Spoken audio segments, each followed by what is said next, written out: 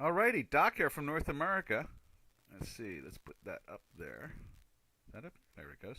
We got to move it over. Like so. There we are.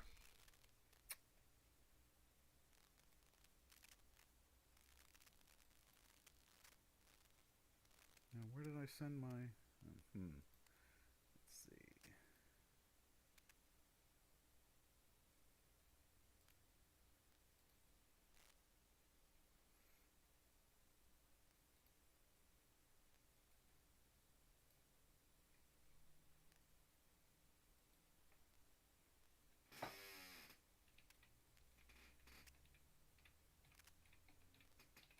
All right, here.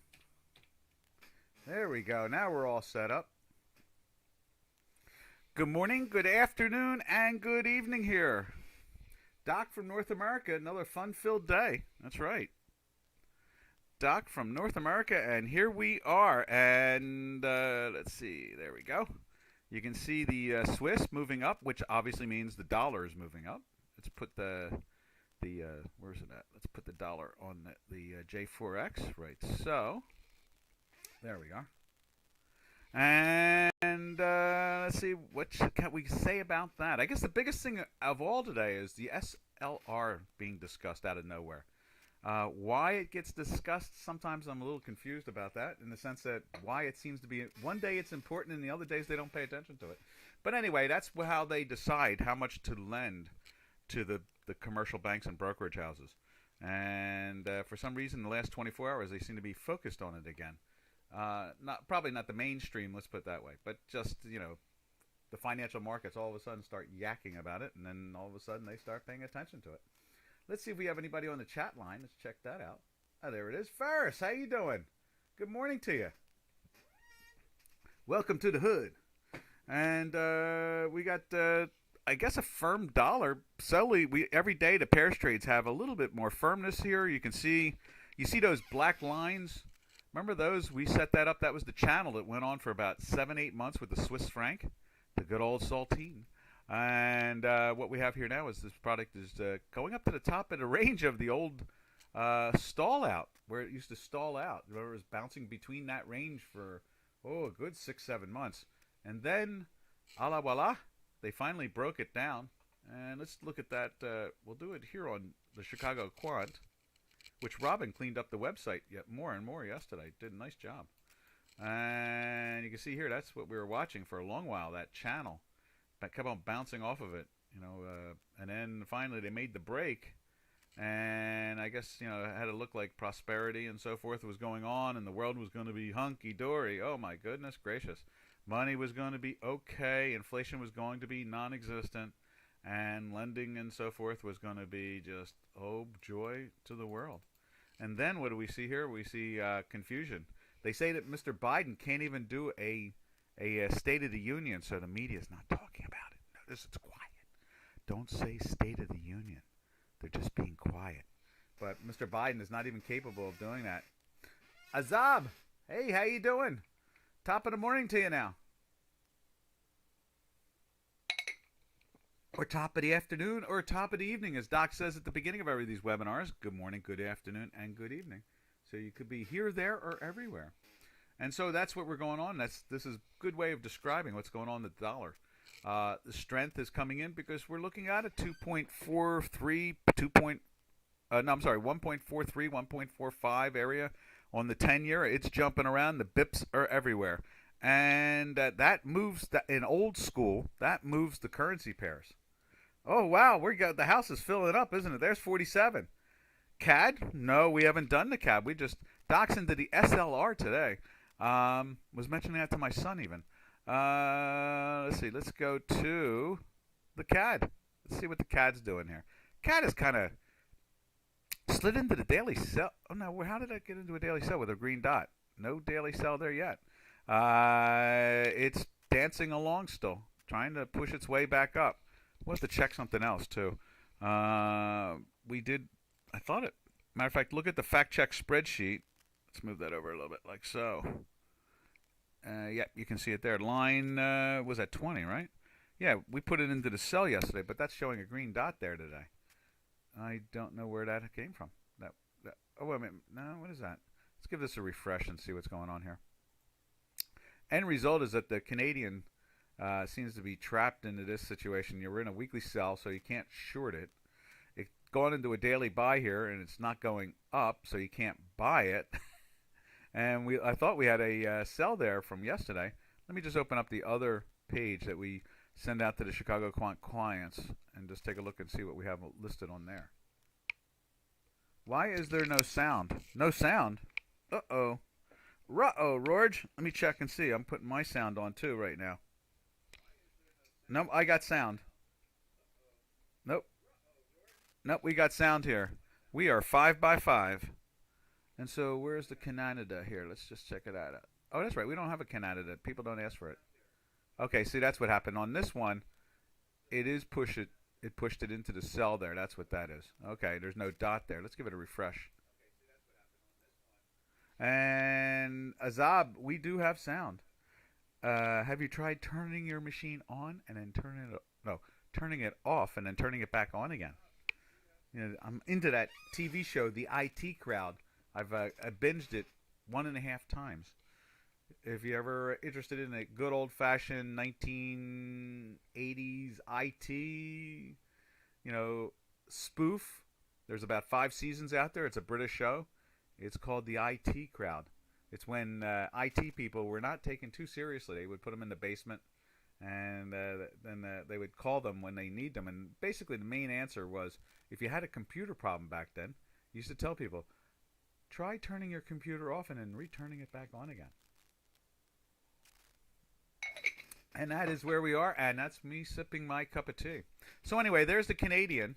47, you can hear us, right? Just throw a dot letter or something, anything. A character, whatever, just to say yes. But you can see here the Canadian went into the sell here, and now it's giving us a volatility signal on this one. Now, why is it not doing it over here? I'm a little confused by that. Reload. Huh. Fascinating. Well, we'll have to resolve that later on. But in the end of the game, what we're seeing here right now, that weekly sell is holding up, and it's going nowhere. So there's no real position. Oh, the chart is in the way? Let's see. There we are. Yeah, that's what's going on there. So that's really what it is. The Canadian's kind of stalled. Now, normally we look at the Canadian and we look at the Turkish Lira, and then we look at the Canadian. So let's look at the Turkish Lira. Okay, now the Turkish Lira went into the sell for a couple of days, and now it's perking its head back up.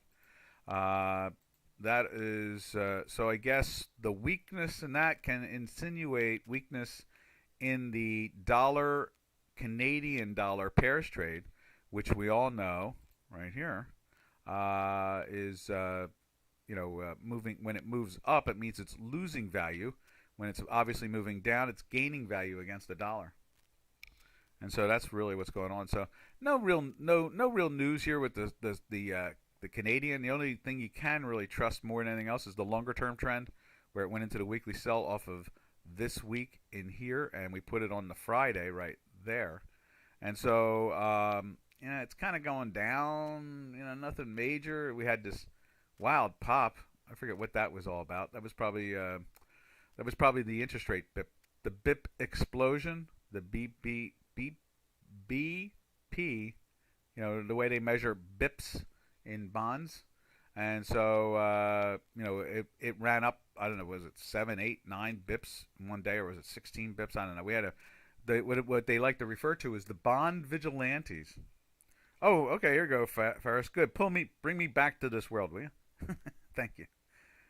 Then let's see. Ferris says, after you are done with the Turkish, what is your take on the cable New Zealand median long term? I find this to be very strong looking. Yeah, we talked about 500, 400, 500 pips. Let's take a look at it. But the exotics are really good pairs trades.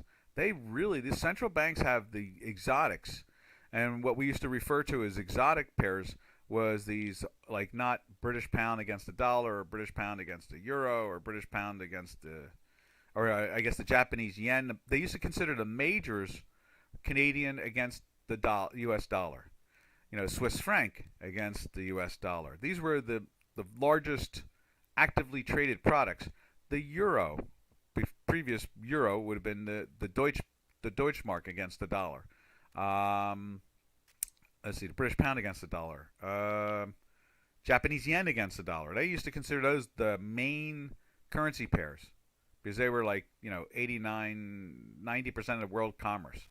And then after 2008 and the quantitative easing and the collapse of the financial markets, which we are still living through, that not many people talk about besides myself, now the exotics. Exotic would be GBP, NZD. Look at yesterday's pairs trades that we talked about. I think that what did we do yesterday? We did one of the exotics yesterday, but let's go there now for you. We'll put it up on J4X to start off with, and that is GBP New Zealand or Kiwi. So it's basically sterling Kiwi. That's probably what they call it on the trading desk. They probably have a name for it. I wonder what it is. I'm trying to remember what the nickname would be for something like that. Probably sterling Kiwi. They probably just call it that. And you can see here it's been moving up against the, I guess the British pound. Yeah, so it's moving up. And you can see the bottoming that's going on here. Now let's go over to Chicago Quant. And while I'm there, let me just do this. I'm going to just save these three. There's the cable. Now, you know what? I'll do this later on. Let's close that altogether. Let's open up the GBPNZD and see what it looks like here. There's GBP Yen. There's Aussie right there. And yesterday, what we were looking at New Zealand against the yen.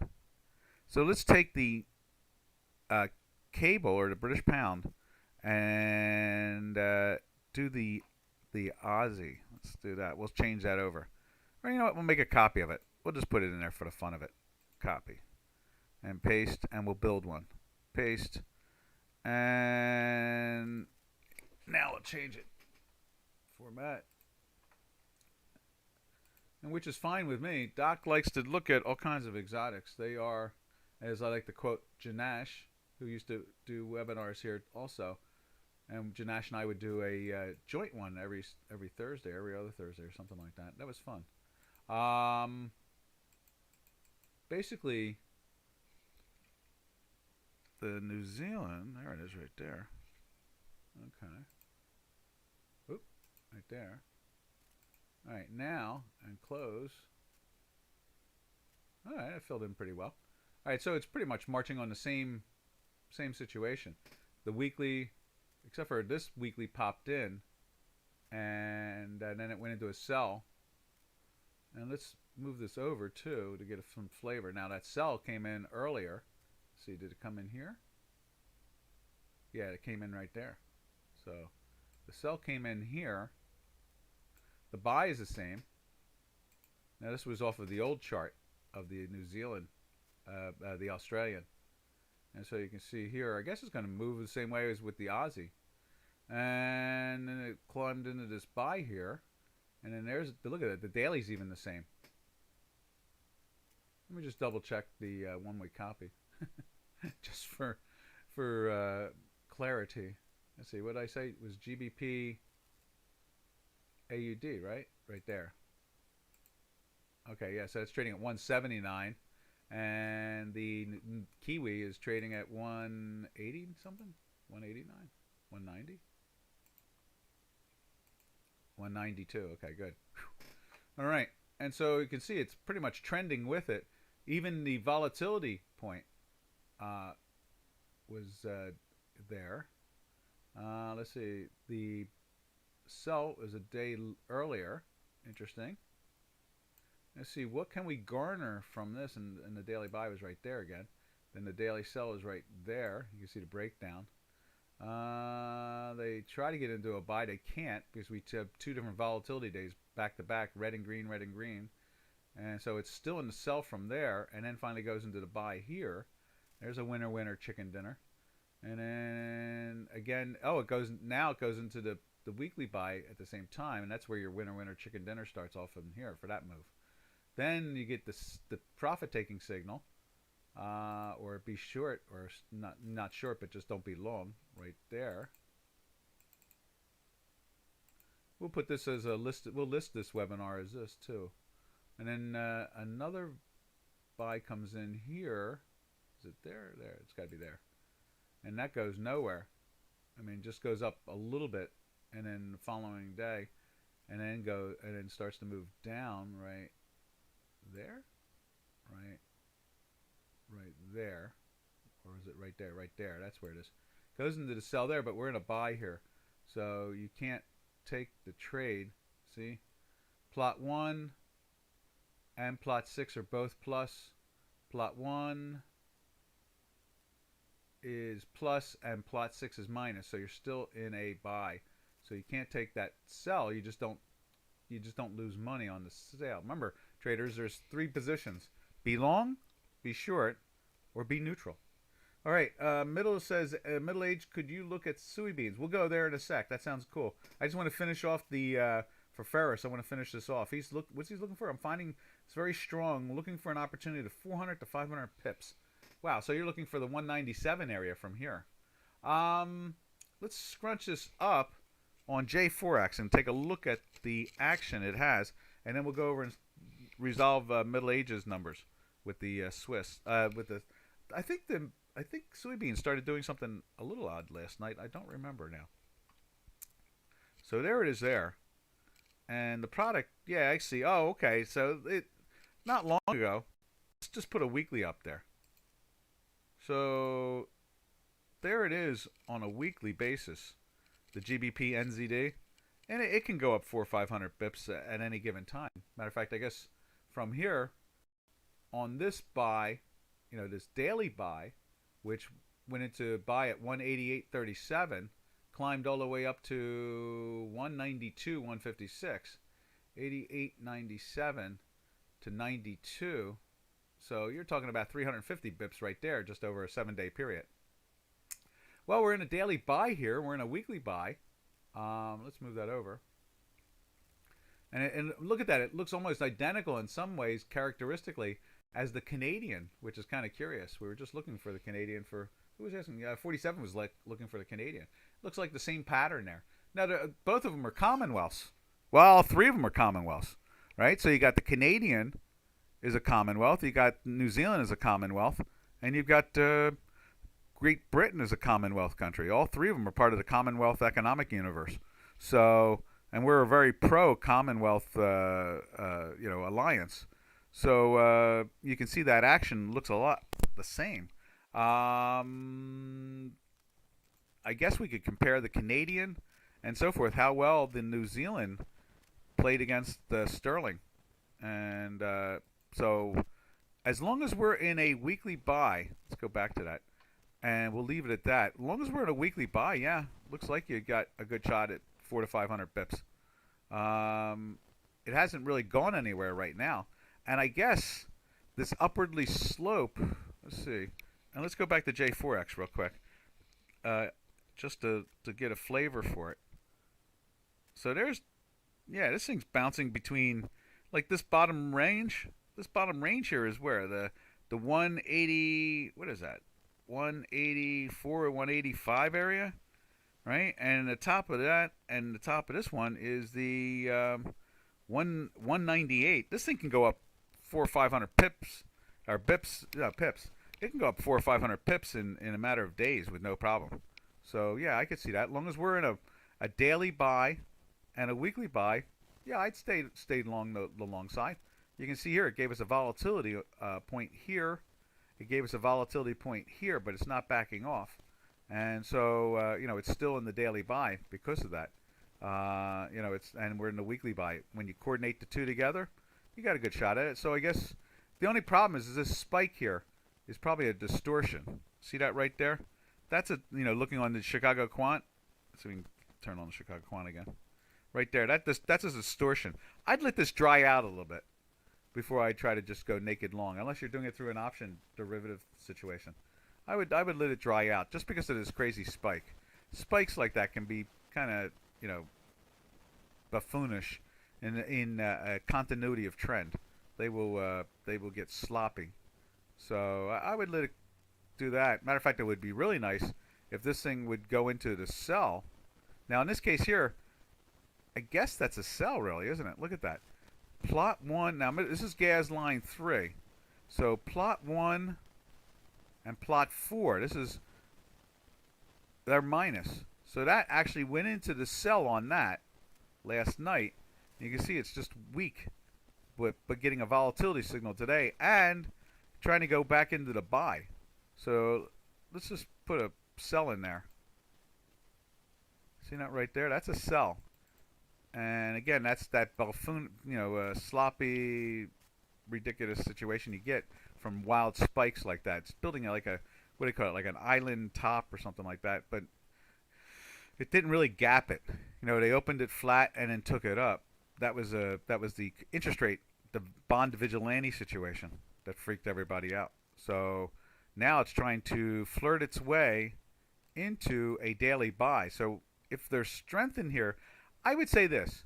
If you take out this top here and close above it, I think you've got a better chance of your 3 or 4 or 500 bips. But if we don't, then I would steer clear of it until we get get rolling along more. All right, how's that, Ferris? Is that good?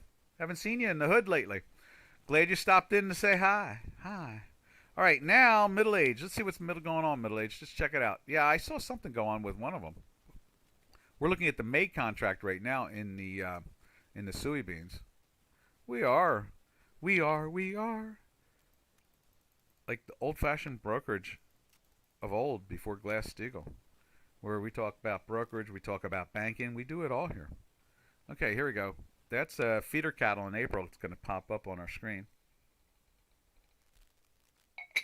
Oh, I'm glad first.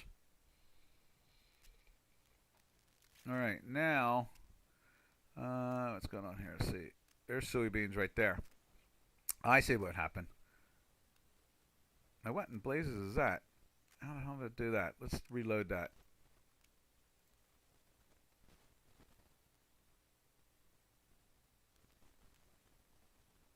Where's the reload? Come on, reload. Now, when did it buy there? And what's that? That's today. That's the 4th. So it can't. Today's not the 4th. I mean, today's the 4th. So that red line shouldn't even be there. How the hell did that even get in there? There we go. That makes more sense. There we go. So that was the buy. It's going nowhere. And let's open up the chart that we sent out last night just to get a flavor of what we're looking at here.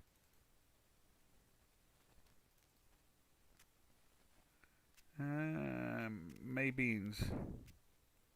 May beans. Where are you, May beans? There you are. All right. Ah, I see it. Here you go. Last night they had it in a sell. I don't understand the logic to that, but that's what they did. They pushed it into the sell. And overnight, data came in and straightened that out, didn't it? That's not good. And we're trying to figure out a way of resolving. Remember, this mathematics makes decisions on numbers that are literally microscopic. We're doing decision-making process on microscopic numbers. You change any of the numbers, it can be all kinds of gruesome. Yeah, look at that middle age. This thing is pushing back up again. But we're in a weekly buy, so there's no way you're going to take the sell. You can't take the sell. Do you have options on that in that product, middle age? Ah, you think I'm curious. Look at this. Check out the back month. We were watching this for somebody. Let's see if I can find it. Where did I park it? There it is, right there. Look at November beans. The new crop. Robin keeps on saying to me, "Oh, this is trading in the 112s, right?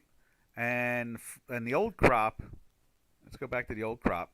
The old crop's trading in the 114s, pretty much almost $2 off." And Robin was saying to me, "Well, someone's going to be happy because they're going to meet up sooner or later, and the back, the new crop is going to catch up." He thinks, and I agree. I think the new crop will. I guess the $2 is literally probably the weather. you know, and production and so forth. Hey, Robin.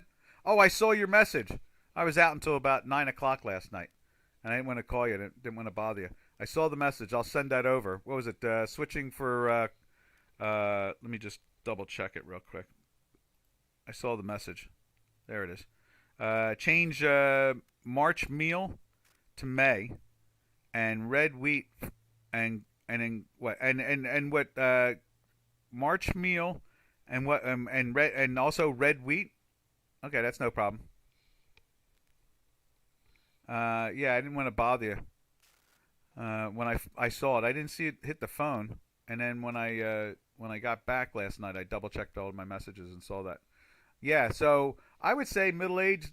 You know, I don't. I think there's still gas in it. I would say that looking at the November, the back month. Where's that at? Where is it at again? Looking at the new crop versus the old crop, we'll find it. There it is. It's right there. There it is again. Looking at the old. Look at that move from. Where is that? There is. What is that? The 22nd, and then what? What's in? Where's in the BNB? Let's reload this. Reload just 2 days and see what happens there. Well, that straightens out something. There's 22nd. Where's the 26th? Where's the first and the second? What are they doing to the new crop? Hey, Robin, you want to double check your service and see what's going on with the November? Is it just wacko live brokerage house data all whacked out? What's going on there? Well, that's there it is there today. They're moving it up, that's for sure. I say yes, and I would say watch the back month. Now we're starting to watch the back month for somebody. We were at least, I know that much. And or you know the new crop, not back month, but the new crop. And you can see here, you know, we joined into the weekly buy last week, and and then you can see here, you know, it slipped into the sell, the new crop, on the week before. And then we'd been in a long streak. You can see that, you know, long streak, just like it is on the fact check spreadsheet. You know, go look over on the fact check spreadsheet, middle age. Where's that line? Hold on a second, we'll get you there. Now what did I do? Upload. I gotta say upload, and then I can cancel it. Cancel. There we are. There it is, right there. Ah, okay. So both crops did. Let me go back to the front month. Did it do the same? Yeah, so it did the same. They both went into a sell after like 28 weeks in a buy. And now we went into a buy again. And, you know, it was curious. They let's see what this is doing here. So there's the 25th. There's the 24th, 23rd. I'm not sure why November is not reflecting that. Let's go back to there. There's November. And let's go back there. I would say yes. I think there's gas left in it. But that's in a personal opinion. Watching the, you know, the. Now, did that update more of them? There's the 22nd, and it goes right to the 26th. Now, there at least we got the second now. We don't have the first, but we have the second. So it's Tuesday, Wednesday. Wait a minute. Tuesday, Wednesday. Oh yes, today's Thursday. Okay, so we're missing Monday. Maybe we need to do this. Let's see what we can do here. Maybe the setting's wrong. Let's go to default and see what happens. Well, it didn't help it any, did it? Let's reload it.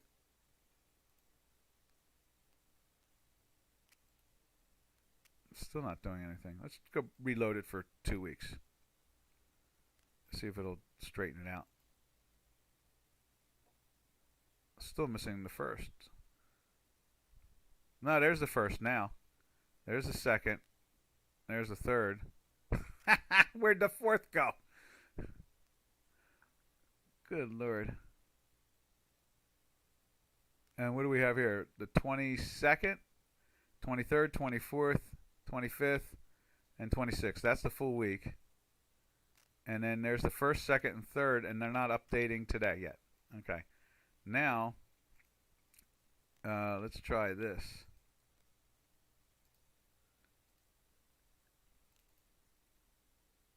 Let's see. Settings. Let's go with that. Now, did that straighten it all out? That straightened it all out. There we go. All right. So, yeah, I think there's still gas in there. But, I would just speculate. I'm going to repeat myself like an old man, middle age. I would say that the $2 canceling that. Yeah, I should turn my machine off and turn it back on again. I agree, Robin. It's the IT crowd. I would say that looking at the new crop and the old crop and the $2 differential, I would say that $2 is basically just weather and demand, not demand, weather and production. Does that make any sense to you, middle age? So in other words, that's the unknown. In other words, when you're trying to figure out what the unknown is, that must be the unknown. In other words, we don't know if they're going to get a lot of rain, they're going to be able to get their machines in the field, how much production they're going to get out of an acre. They're not, none of that is really clear.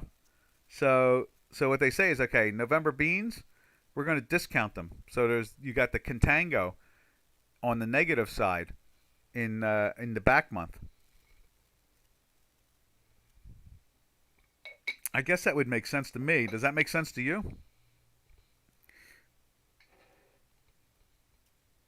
Okay, cool. I just want to make sure I'm not being some type of speculative. I'm glad. Okay, that's the way I'm looking at it. So I think so. I think you have to look at this. We had like 28 weeks of a weekly buy in is it 28? No, it was 26 weeks. 26 weeks of a weekly buy, half a year. What's 26 times 2 is 52, right? Yeah, so it had half a year in a buy in soybeans. Went into a sell for 1 week and came right back into the buy again. And with it, look at the move. In November, it went from 1181 to 1240, 3/4 of a buck. That's pretty good. And so the same thing here on the. I guess there's the front month, old crop, which is in demand, went from what's that, 1371 to 1428. So yeah, I think there is the weekly. As long as it stays in a weekly buy, you got to figure it's got gas, and then the daily sells just give you warnings of some weakness. But when you're in a weekly buy, there's no way you're taking the short. And what's that one there?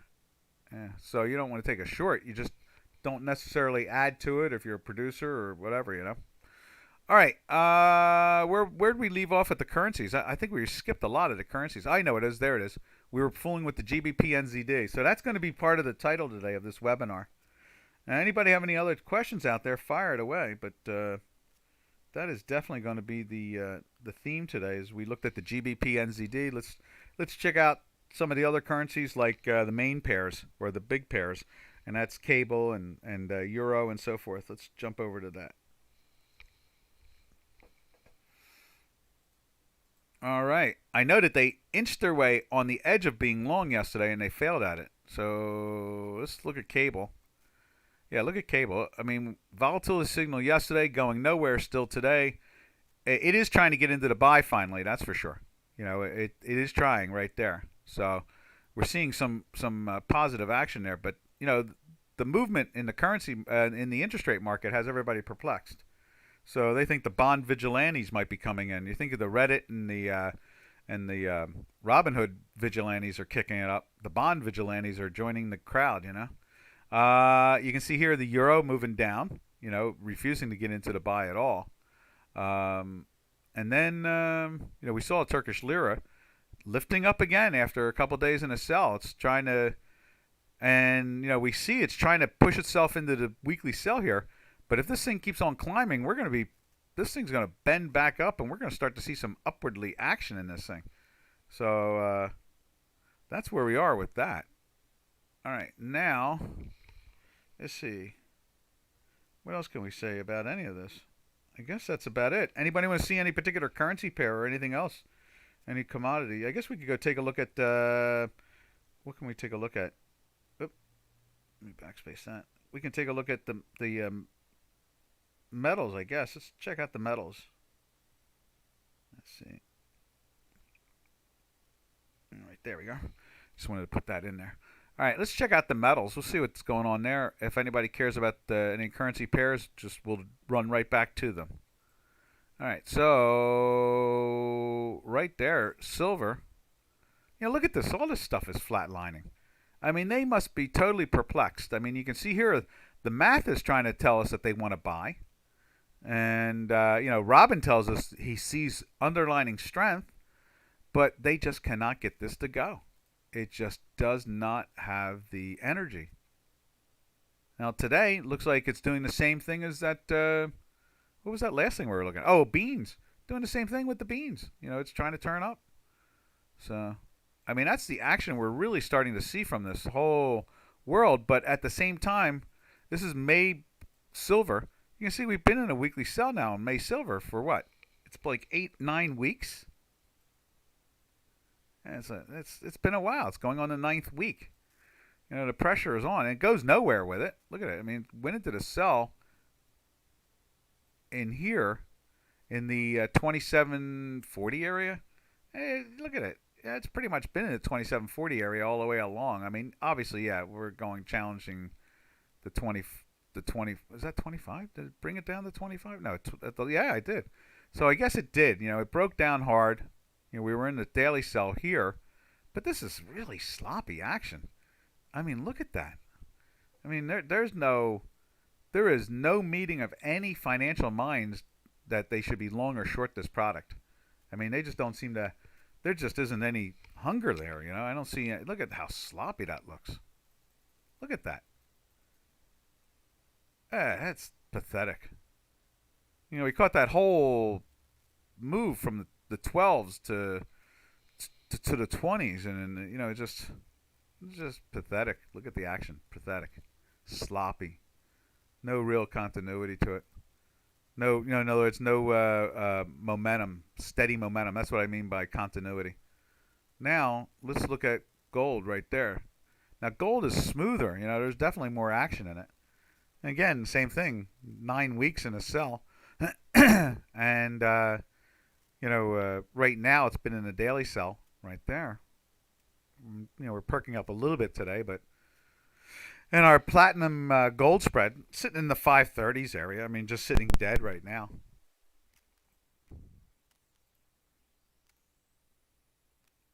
There we go. Let's just reload that just to make sure it looks right. Yeah. Oh, look at that. Okay, we've got a green dot now, so we might as well just save it again. So the buying, they're trying to come in, but look at this. The gas line 5 is not going anywhere, and the gas line 7 is staying down. So there's no immediate pressure on the upside. As much as everybody would like to think there is, you know, I mean, that's the, you know, the metals are so it was the last resort at one point. Now it's become the cryptocurrencies that are becoming, you know, asset of the last resort. And you can see here, as it copper tried to get into a buy yesterday with that action, but we had the volatility signal, and now look at it today. They just clocked it again. You know, not a lot of positive. And at the same time, we're still stuck in a weekly buy, so you can't be short out of this whole move here. You're sitting there just not being long anymore. You're hedged. So, you know, you had your buy here. You went into the weekly buy. You had strength. And now it's kind of stalled. All right, traders. What else we got floating around here? Let's save that. I guess we can jump over to the energies. We didn't take a look at NASCAD to see where NASCAD is. I'm curious. Let's just see where NASCAD is, because that's usually the way I lead myself into the currencies, the energies. There's NASCAD. Yeah, it's been in the sell, so I guess we're seeing pressure on the. You know, it was really funny in crude, and now I'm looking over to one of the screens I have, and crude is up for the day. Up. It's only up 5 cents, 4 cents for the day, but it is up. What's funny about that is they had today's Thursday, so yesterday morning at 10:30 Eastern Standard Time they had the inventory build. It was the largest on record, and Robin called me and was like, "Do you see that?" I said, "Yeah, I know. It's crazy, isn't it? I mean, it's like everything is in reverse." So the build came out, and oil jumped like $1.60. It was the largest build in history. In other words, inventory increased largest in one week more than any before in history. So I mean, it just tells you how much the commodities are a currency now, and at the same time, that brought in buyers, which normally would bring in sellers. So obviously, they are looking at it as something they want to hold on to as an asset class. Uh, the whole world is freaked out now. There's room for new banking and brokerage, that's for sure. All right, let's go to crude right there. There's crude. You can see it's trying to get going here today. Let's give it a refresh. Okay, so now it's not. All right, now that we refreshed it, you can see here it's trying to lift. That was yesterday's move, which was from I guess so. It closed at Tuesday at 59.75, and yesterday the high was 61.99. So 59.75. So it went up $2 on the largest increase in inventory. Normally they would sell it, and not yesterday.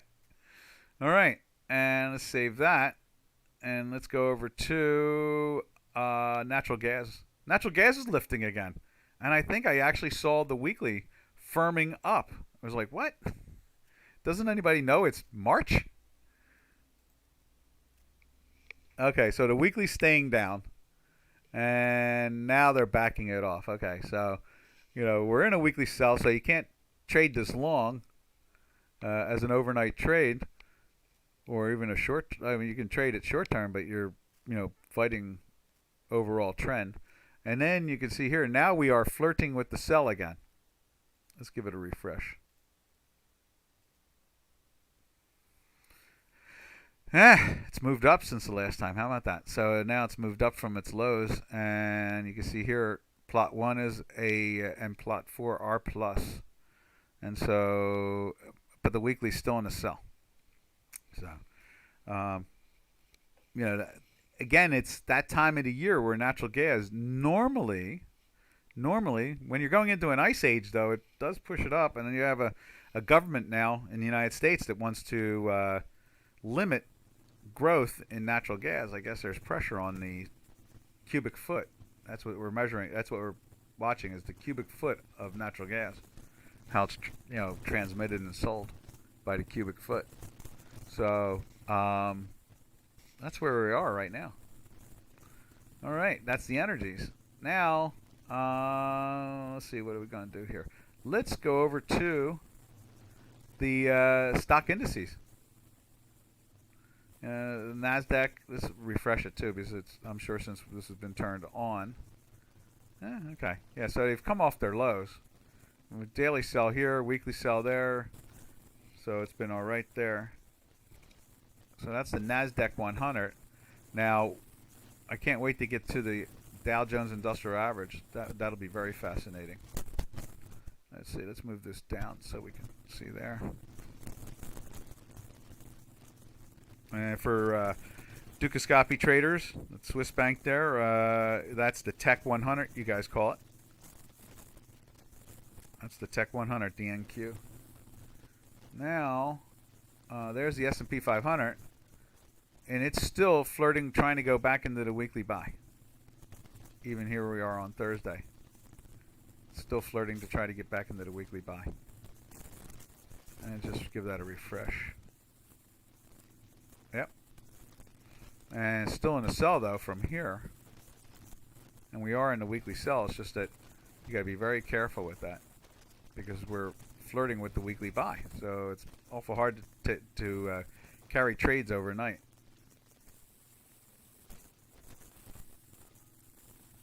Now I want to see where the Dow Jones Industrial Average is right there. Okay, so that's doing the same thing, flirting easily with the weekly buy, and there's Monday. So we're not that far. It's only a couple hundred points off compared to, what's the Nasdaq? I think is like 1,000 points off. Is it 1,000 points off for the week? Maybe not.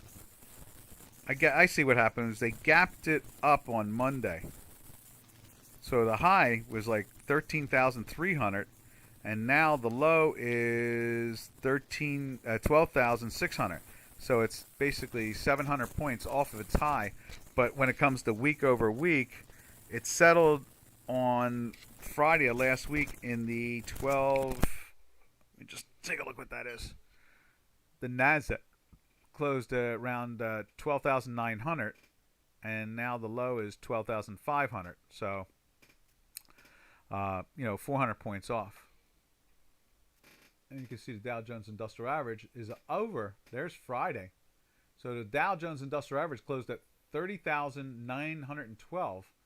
And you can see it is up like, 300 points for the week. And Monday they had gapped it up. Let's give it a refresh. So that's the weakness you're seeing here. Our math picked it up here. I guess it was... Now, how did that do that there? Because there's a green dot there. That green dot wasn't there when we put the line in.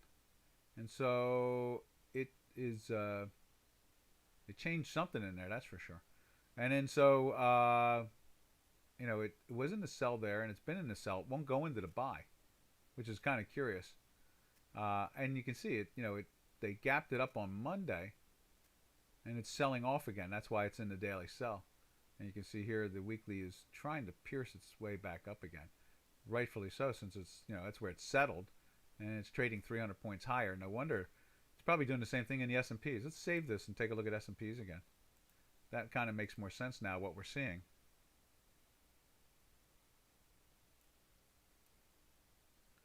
Right there. All right, now let's go back to the S&Ps. Yeah, it's the same situation. S&Ps are pretty much just a little bit unchanged where they settle. They settled at 0925. Right now they are actually trading at 0925. See it right there? Now it's 09 evens. Now 875, 308, 08, 50, and 75s again. 75s trading, 50s are bid for. 50s trade. Watch them trade. There they go. Evens trade. Moving down. All right. Anyway. There we go. So. What else we got to look at here? All right. So that's the stock indices. So that's making more sense. Now let's go over and look at the vigilantes. That's what we were talking about. That's what I'm talking about. The vigilantes. There's the 10-year, which is yielding like 1.4 something. 1.45. And you can see here the strength. Reload. Now, how did they put that into a cell? But look at it. They reloaded data into that, so remove that. And then, so that's what's going on there. It's going nowhere, though. A lot of nowhere action. This market is so nervous. There just isn't, what do we used to call it? Conviction. There is no conviction in this market. You can see it. It's lacking conviction. And we can get rid of that again. And it's trying to lift up, but it's not really going anywhere. Bonds are relatively flat. But this was that one day. That's a big move for bonds. That freaks the bonds are the biggest market in the world, and then the currencies are the second biggest market in the world of trading. Volume and liquidity, and it's only like currencies are something like 20% of what the bond market is. That's how small the currency market is.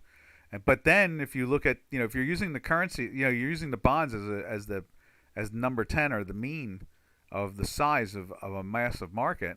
Then you look at the oil market, which is like 10% of the currency market. So the currency market, think of 100% of the currency market, and oil is only like 10% of that. And then you go over to the stock market, and the stock market is only like 10% of the oil market. So the stock market is incredibly small. It's a small amount of assets being maneuvered back and forth. It's not a big market. It's just interesting to see the way it's like one of those Russian eggs. You keep on open up one, and there's a smaller one inside of it. But you can see here the bond vigilantes are nervous. You can see our underlining theme. They can't get the price going yet, and that's probably because we're in a weekly sells here. So that's what the problem is. The action is definitely wacko. We're seeing data coming in and information being fed into the system later on in the nights, and changing of highs and lows and closes and all kinds of stuff. I don't know how they're doing that at this point, what their decision-making process is, but it's not a good one. So we see that in a lot of different products, over the month. Every month we see a couple days of it shifting around. It gets worse and worse and worse. But the only thing we can do is trust our weekly as a good theme overall. And then, the daily will keep you honest with the weekly. And that's the best way to look at that. All right, traders, anything else out there? We'll keep on searching around. But that is the energies, that's the metals, that is the stock indices, and the bonds. And the bonds do make the world go round. Matter of fact, that's what's the SLR. I was thinking I was going to have a little conversation about the SLR. Let's see. Oh, I got a message. Let's see what that is. The SLR. Let's see.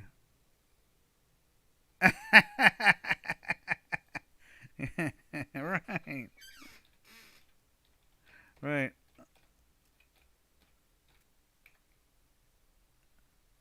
Alright.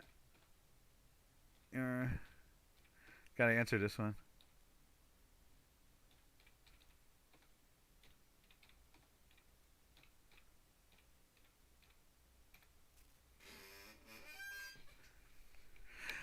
So anyway, where are we at here?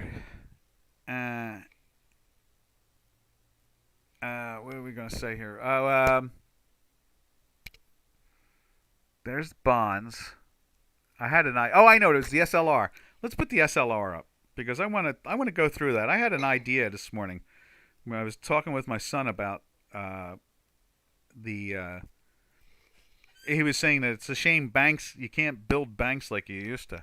And I said you can. They're a combination of brokerage and banks again, like before 1930. They're back to the old school, And so you can. It's just that it's different compared to what it used to be. And it's back to the way it was. So let's just take a talk about the SLR. And I'm going to put it up on the screen here. Let's grab a hold of that and move it up here. I think it's something everybody should be a little coherent of. Let's move that over like a little bit. And there's the SLR. Supplemental leverage ratio. So what happens is that the SLR, the central banks are basically the bank regulators. You can see that there. And what the SLR does, it's a ratio on how much U.S. implementation leverage ratio, with which banks calculate the amount of common equity capital they must hold relative to their total leverage exposure. Okay, large U.S. banks must hold 3%. Top-tier bank holding companies must also hold an extra 2% buffer, but a total of 5%. The SLR, which does not distinguish between asset based on risk, is conceived as a backstop to risk-weighted capital requirements. There's a mistake right there alone. But anyway, so what I want to talk about, let me move that off the screen.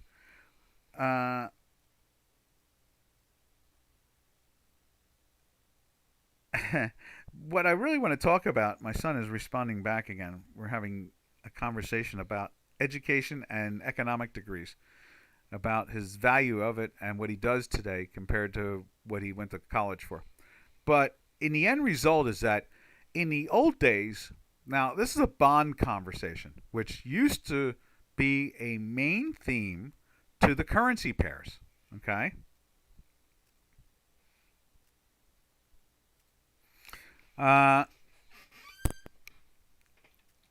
And so let me respond to him real quick.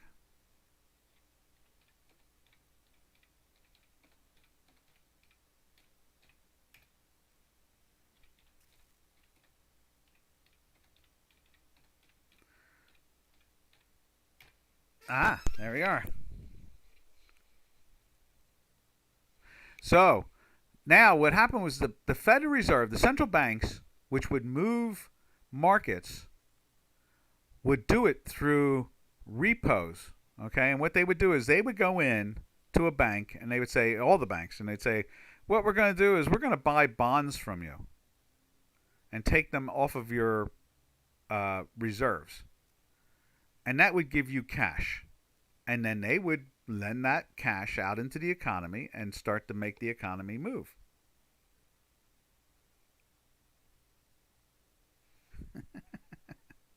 So that is, I'm just laughing at my son. And so that's the SLR now, which is the way it's used now, which is flooded with cash by the central banks around the planet, have pumped up their reserves by giving them lots of cash, but limited them on how they can lend it. That's the difference. They've changed the way they can lend it.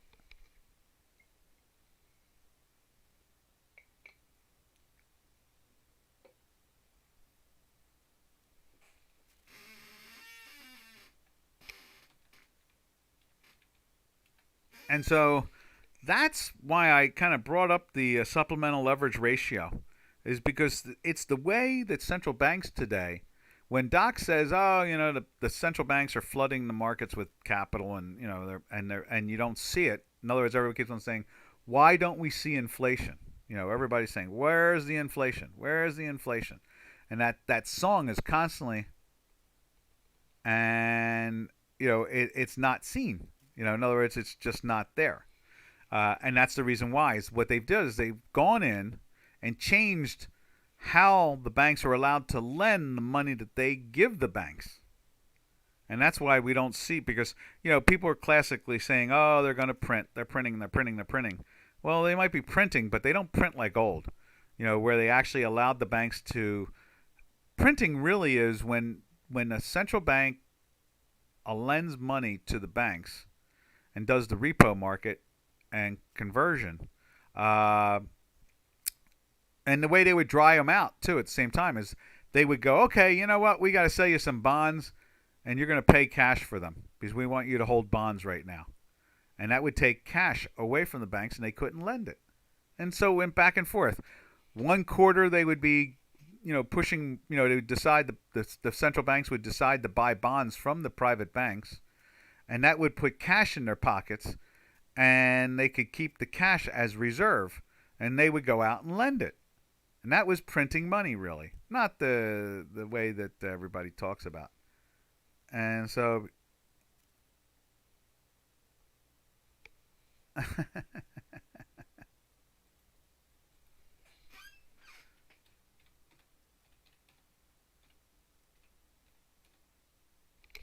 so that's pretty much what it really comes down to. And that's why we don't see inflation. We see exotic pairs looking much happier than they normally would. There was a time where exotic pairs, we used to say you had to trade them by appointment.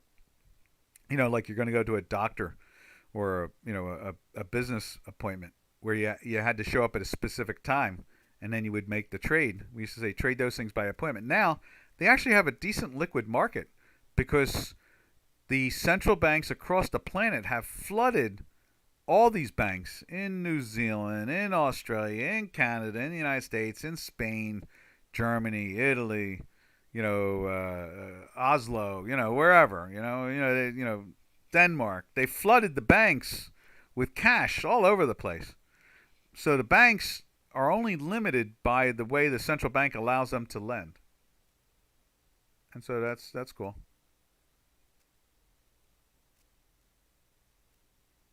Ooh. Nice.